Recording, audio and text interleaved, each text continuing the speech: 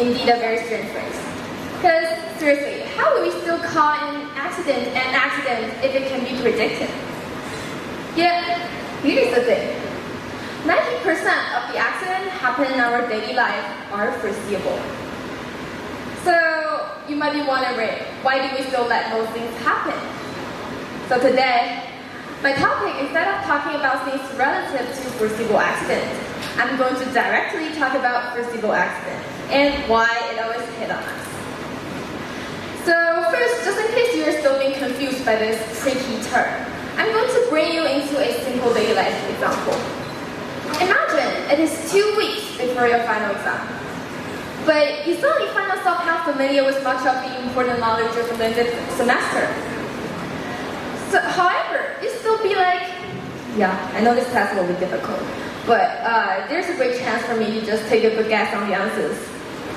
So, instead of reviewing the test, you kept laying on the bed and playing video games.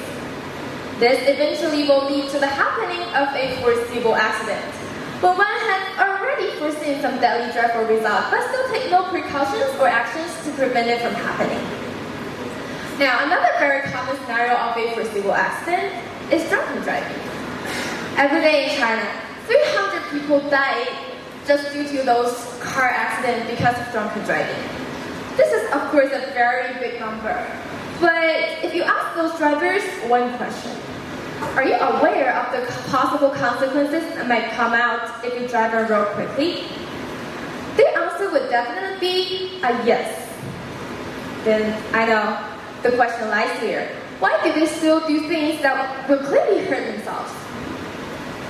Now, you should be able to see what I'm trying to indicate. The thing behind a foreseeable accident is one's fluke mind.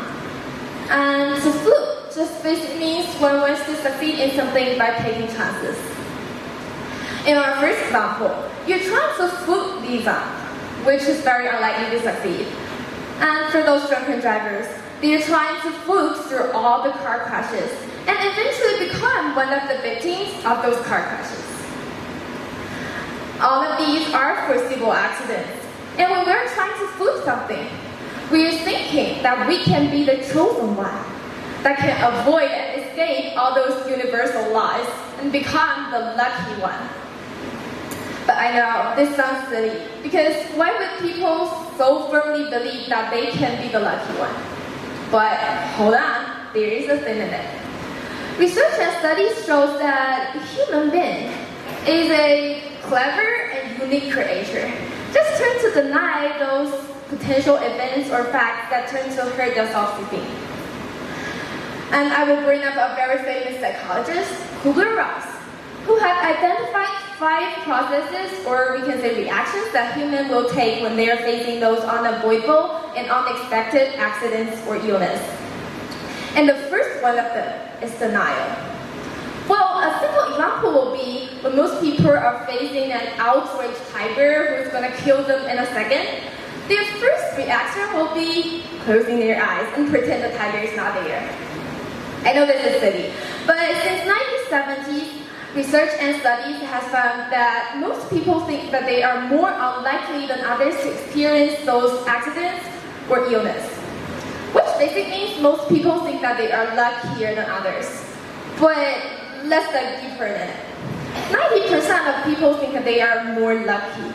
But the truth is only 1% among them will be really lucky.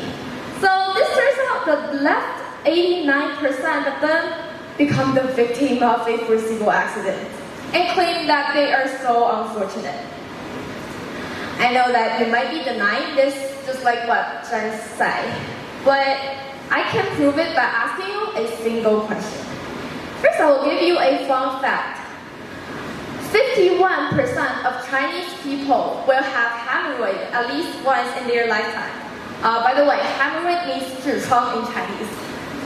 So now, I want you to raise your hand if you think that you might have hemorrhoid at least once in your lifetime.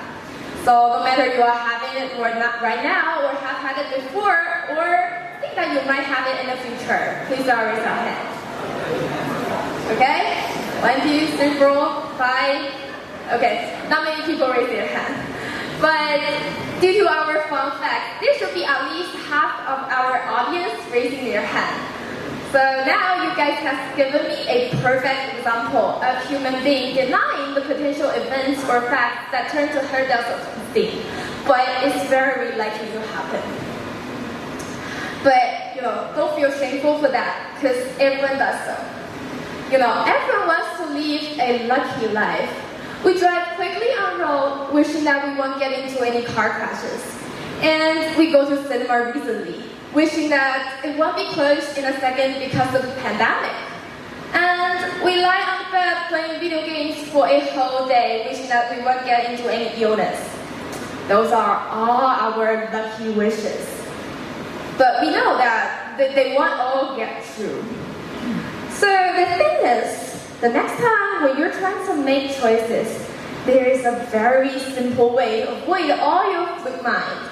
That's to think that you might very well be the unlucky one. What if you are the wretch that is the most unfortunate one that will get into those accidents? What if you are just so unfortunate? So just see if you can still bear the consequences or not. So next time after this speech, when you are still seeking for well-being, please think as if you are unlucky. And I'm pretty sure that you could live a lucky life. That's all of my speech. Thank you for listening.